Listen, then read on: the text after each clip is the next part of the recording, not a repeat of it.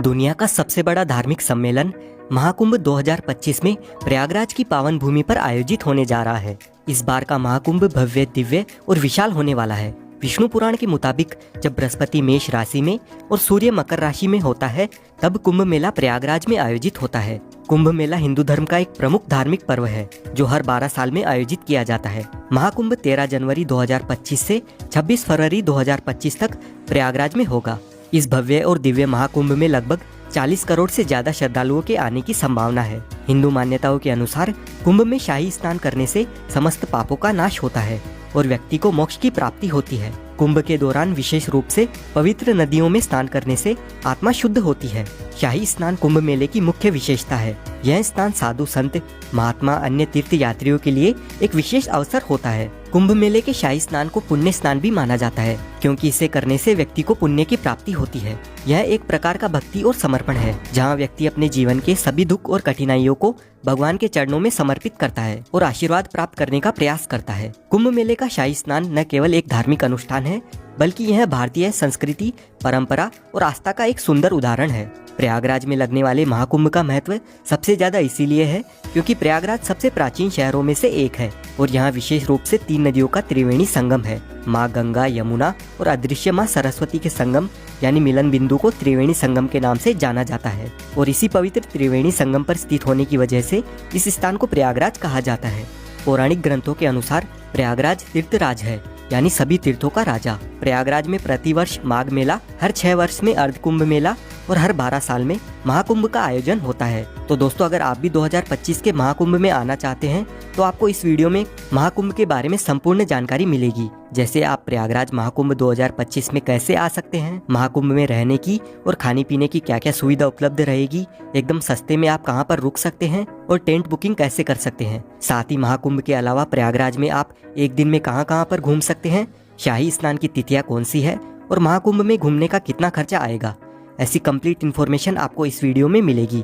तो वीडियो को अंत तक जरूर देखिए ताकि आपको महाकुंभ 2025 की सारी जानकारी समझने में आसानी रहे। और इसके साथ ही वीडियो को लाइक और चैनल को भी सब्सक्राइब कर लीजिए, क्योंकि ऐसे ही टूर गाइड वीडियोस और महाकुंभ 2025 से रिलेटेड वीडियोस आपको इस चैनल पर देखने को मिलते रहेंगे। इस बार का ये महाकुंभ 45 दिन तक चलने वाला है, यानी कि हर दिन यहाँ पर आपको 3 से 4 करोड़ लोग देखने को मिल सकते हैं। और इतने सारे श्रद्धालुओं के लिए महाकुंभ मेला क्षेत्र को 25 अलग अलग सेक्टर्स में बांटा गया है और इतने सारे लोग एक ही जगह पर गंगा स्नान तो नहीं कर पाएंगे, इसलिए 7 पक्के स्नान घाट भी बनाए गए हैं। और साथ ही कुंभ मेले का क्षेत्रफल 3200 हेक्टेयर से बढ़ाकर 4000 हेक्टेयर किया गया है, जहाँ पर कल्पवासियों के लिए तंबू बने हुए हैं और यहाँ पर मेले के दौरान कई कथावाचक मौजूद होंगे जो कि कथा करेंगे।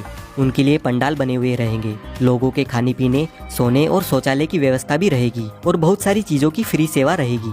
अगर अभी भी आपको लग रहा है कि यह कोई छोटा मोटा कुंभ है, तो आप इसका अंदाजा इस बात से लगा सकते हैं कि इस महाकुंभ को हैंडल करने के लिए यानी सिक्योरिटी देने के लिए 37,611 पुलिसकर्मी रहेंगे और इस पूरे संगम को साफ सुथरा रखने के लिए 22,000 से ज्यादा सुरक्षा कर्मचारी होंगे। इसके अलावा कई NGO अपनी सेवा प्रदान करेंगे और इस पार से उस पार आने जाने के लिए गंगा यमुना की जलधारा पर 30 पीपा पुल का निर्माण हुआ है, जिसे पांटुल पुल कहा जाता है। यह मेला न केवल भारत के लिए बल्कि विदेशों से आने वाले लोगों के लिए भी एक महत्वपूर्ण अवसर है। ऐसे में प्रशासन ने इस भव्य आयोजन को सफल और सुरक्षित बनाने के लिए व्यापक तैयारियां की है। मेले में आने वाले श्रद्धालुओं के लिए यात्रा की व्यवस्था को सुचारू बनाने के लिए अलग अलग रास्ते निर्धारित किए गए हैं। प्रयागराज शहर के चारों ओर यातायात का प्रबंधन इस तरह से किया गया है कि लोगों को किसी भी तरह की समस्या का सामना नहीं करना पड़ेगा। प्रशासन ने शहर के अलग अलग हिस्सों में पार्किंग की व्यवस्था भी की है ताकि श्रद्धालु अपनी गाड़ियों को सुरक्षित स्थान पर रख सके। विशेष रूप से पीक डेज यानी शाही स्नान वाले दिनों में जब सबसे ज्यादा भीड़ रहेगी, तब श्रद्धालुओं को केवल 1 से 5 किलोमीटर तक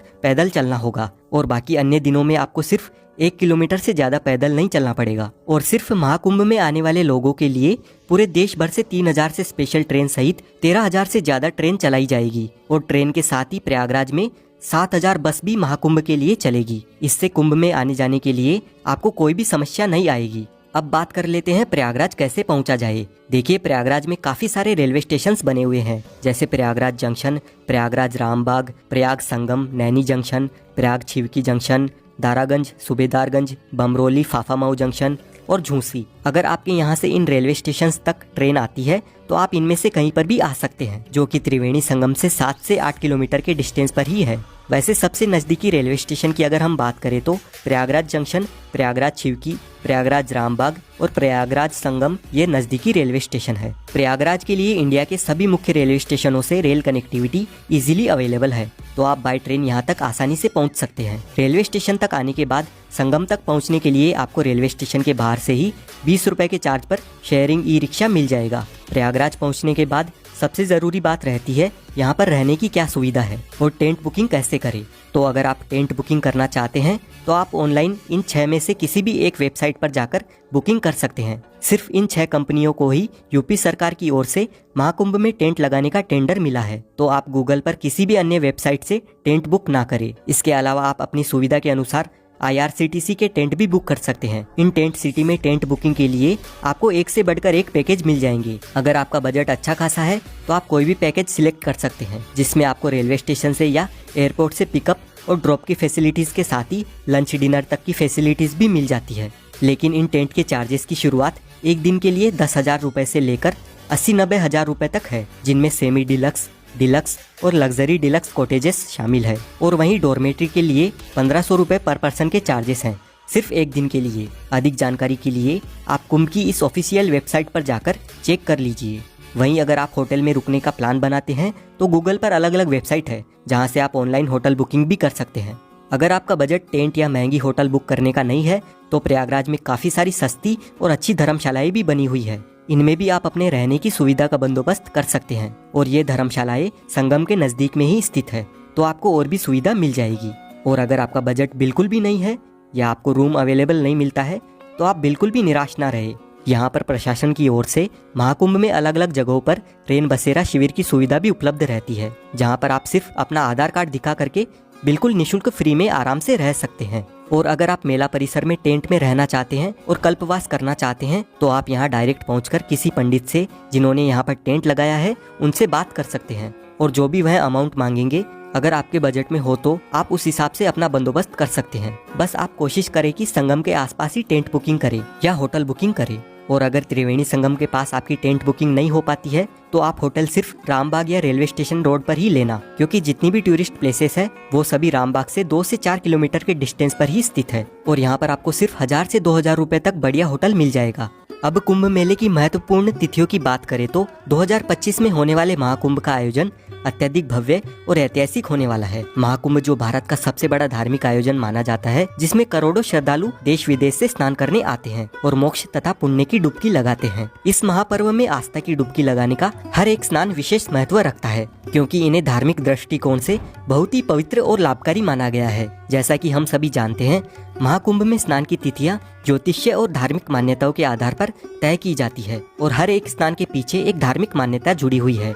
पौष पूर्णिमा 13 जनवरी 2025 को महाकुंभ का आगाज होगा। अगले दिन मकर संक्रांति 14 जनवरी 2025 को होने वाला यह स्नान महाकुंभ का पहला प्रमुख स्नान माना जाता है। इस दिन गंगा, यमुना और सरस्वती के संगम में स्नान करना अत्यधिक पुण्यकारी होगा। फिर मौनी अमावस्या यानी 29 जनवरी 2025 को महाकुंभ का सबसे महत्वपूर्ण स्नान है। इस दिन गंगा, यमुना और सरस्वती के संगम में स्नान करना अत्यधिक पुण्यकारी होगा, जब सबसे ज्यादा श्रद्धालु पवित्र संगम में डुबकी लगाते हैं और मौन रहकर इस दिन स्नान करने से कहते हैं कि मानसिक शांति और मोक्ष की प्राप्ति होती है। उसके बाद 3 फरवरी 2025 को होगा बसंत पंचमी का दिन, और इस दिन का स्नान खास तौर पर ज्ञान और बुद्धि की देवी माँ सरस्वती को समर्पित होता है। वहीं माघ पूर्णिमा 12 फरवरी 2025 के दिन संगम में स्नान करने पर व्यक्ति को जीवन में पूर्णता और शांति की प्राप्ति मिलने वाली है। आखिर में महाशिवरात्रि का पर्व 26 फरवरी 2025 को होगा और ये दिन भगवान शिव की आराधना के लिए बहुत ही महत्वपूर्ण माना जाता है। और इसी स्नान के साथ कुंभ का समापन भी हो जाएगा।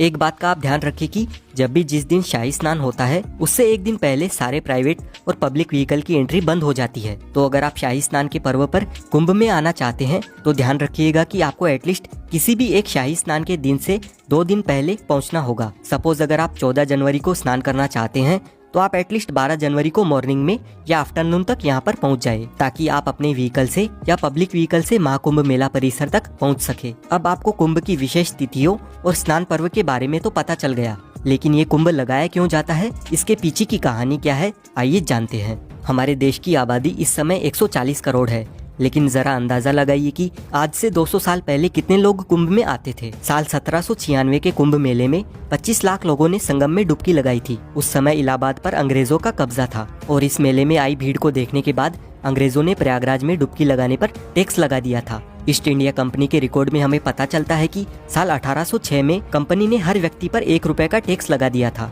और उस समय 1 रुपए में एक आदमी के पूरे महीने का जीने का खर्चा चल जाता था। पौराणिक कथाओं के अनुसार ऐसा माना जाता है कि ऋषि दुर्वासा ने सभी देवी देवताओं को श्राप दे दिया था। इससे देवताओं की शक्तियाँ चली गई। देवताओं की कमजोरी का फायदा उठाकर राक्षसों ने स्वर्गलोक पर कब्जा कर लिया। फिर जब ब्रह्मा जी के पास देवताओं ने मदद की गुहार लगाई तो ब्रह्मा जी ने अमृत पान करके अपनी शक्तियों को वापस पाने की सलाह दी। लेकिन यह काम करने में मुश्किल यह थी कि उसे पाने के लिए देवताओं को राक्षसों की मदद लेनी थी। फिर देवताओं ने भी यही किया। उन्होंने राक्षसों से मदद लेकर बदले में आधे अमृत को देने की बात कही और सभी राक्षस इस डील को मान गए। और फिर होती है अमृत की खोज में समुद्र मंथन की शुरुआत। बड़ी मेहनत के बाद समुद्र मंथन से अमृत की प्राप्ति हुई, लेकिन जैसे ही अमृत निकला देवता और राक्षस दोनों में अमृत को पूरा हड़पने की होड़ मच गई। इसके बाद देवता राक्षसों की आंखों में धूल झोंक कर अमृत पाने में कामयाब हो गए और वह अमृत लेकर दौड़ पड़े। राक्षसों ने भी हार नहीं मानी और पूरे 12 दिनों तक उनका पीछा किया। इसी भागने भगाने में कलश से 4 अमृत की बूंदें स्वर्ग से धरती पर गिर गई। माना जाता है कि यह बूंदें हरिद्वार की गंगा नदी, प्रयागराज में त्रिवेणी संगम, उज्जैन में शिप्रा नदी और नासिक में गोदावरी नदी में गिरी थी। अब ये 4 बूंदें जहाँ जहाँ पर गिरी आज वहीं पर कुंभ मनाया जाता है। और हर 12 साल के अंतराल में कुंभ मनाने के पीछे की कहानी ये है कि पौराणिक ग्रंथों में कहा जाता है कि देवताओं के 12 दिनों का अर्थ है मानव के 12 साल। इसीलिए हर साल 12 और 3 साल के अंतराल पर चारों स्थानों पर कुंभ मेले का आयोजन होता है। और ऐसा कहा जाता है कि एस्ट्रोलॉजिकल कैलकुलेशन के बाद जब कुंभ मेले का समय आता है तो यह नदियां वही अमृत का रूप धारण करती है, जिनमें नहाने से लोगों के सभी पाप हमेशा हमेशा के लिए धुल जाते हैं और उन्हें मुक्ति मिल जाती है। अब हम जानते हैं प्रयागराज की कौन कौन सी जगह घूमने लायक है। सबसे पहले आपको संगम स्नान करना है, जिसके लिए नाव में बैठकर आपको त्रिवेणी संगम तक जाना होता है। त्रिवेणी संगम में आप गंगा नदी और यमुना नदी को मिलते हुए अच्छे से देख सकते हैं, लेकिन सरस्वती नदी अदृश्य है तो वो हमें दिखाई नहीं देती है। संगम में स्नान करने के बाद आप आ जाए इस अकबर के किले में। इस किले के अंदर है ये अक्षयवट, जो कि इतना प्राचीन है कि 4 युगों से भगवान विष्णु से लेकर 5 पांडव यहाँ तक आ चुके हैं। यहीं पर पातालपुरी मंदिर बना हुआ है, जिसका इतिहास काफी रोचक है। और यहाँ से पास में ही श्री बड़े हनुमान जी का मंदिर है। इस मंदिर में हनुमान जी लेटी हुई मुद्रा में अपने भक्तों को दर्शन देते हैं और इस मंदिर का इतिहास भी काफी प्राचीन है। लेटे हुए हनुमान जी के दर्शन करने के बाद यहाँ से 200 मीटर दूर आप आ जाइए आदिशंकर विमान मंडपम मंदिर में। ये मंदिर प्रयागराज का प्रसिद्ध मंदिर है। द्रविड़ संस्कृति में मंडप यानी मंदिर का प्रवेश द्वार होता है, जो कि स्तंभों पर टिका होता है। जैसे ये मंदिर 16 खंभों पर टिका हुआ है और मंदिर के ऊपर का गुंबद विमान कहलाता है, इसीलिए इस मंदिर का नाम है आदिशंकर विमान मंडपम। और इस मंदिर में हमें काफी सारे देवी देवताओं के दर्शन मिलते हैं। संगम पर सभी मुख्य प्लेसेस घूमने के बाद आप आ जाइए अलोपी देवी मंदिर में। माँ अलोपी देवी मंदिर 51 शक्तिपीठों में से एक है और यहाँ पर माता सती के दाहिने हाथ का पंजा कटकर गिरा था। यहाँ से अब हम जाएंगे भारद्वाज पार्क और उनके आश्रम में।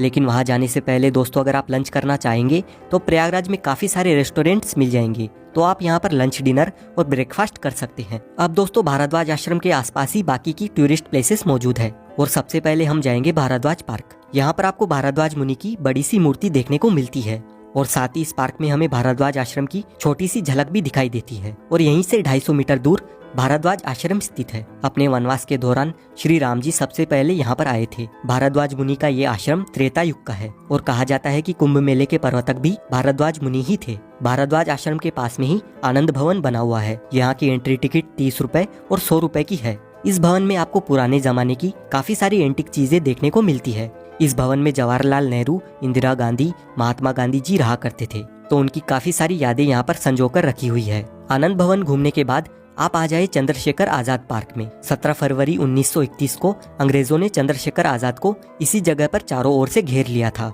फिर चंद्रशेखर जी ने अपनी पिस्तौल में बची आखिरी गोली अपने आप को ही मार ली थी। चंद्रशेखर आजाद पार्क के सामने पंडित जी की चाट पर कुल्हड़ वाला दही बल्ला, कचौरी, समोसा काफी फेमस है, तो आप यहाँ पर नाश्ता पानी भी कर सकते हैं। उसके बाद आप आ जाए प्राचीन वेणी माधव मंदिर में। त्रिवेणी संगम की रक्षा करने के लिए भगवान विष्णु खुद यहाँ पर विराजमान हुए थे। अब हम आ गए हैं नागवासुकी मंदिर में। इस मंदिर का इतिहास भी काफी दिलचस्प है और ये मंदिर कुंभ मेले से जुड़ा हुआ है, यानी ये वही नाग वासुकी जी का मंदिर है जो समुद्र मंथन के समय रस्सी की जगह पर खुद थे। आप महाकुंभ मेला घूमकर इन सभी जगहों पर भी एक दिन में घूम सकते हैं और प्रयागराज की सभी टूरिस्ट प्लेसेस देखने के लिए आप ये वाला वीडियो देख सकते हैं। और महाकुंभ से रिलेटेड आपका जो भी सवाल है आप कमेंट करके पूछ सकते हैं। साथ ही वीडियो अच्छा लगा है तो वीडियो को लाइक और शेयर जरूर करें।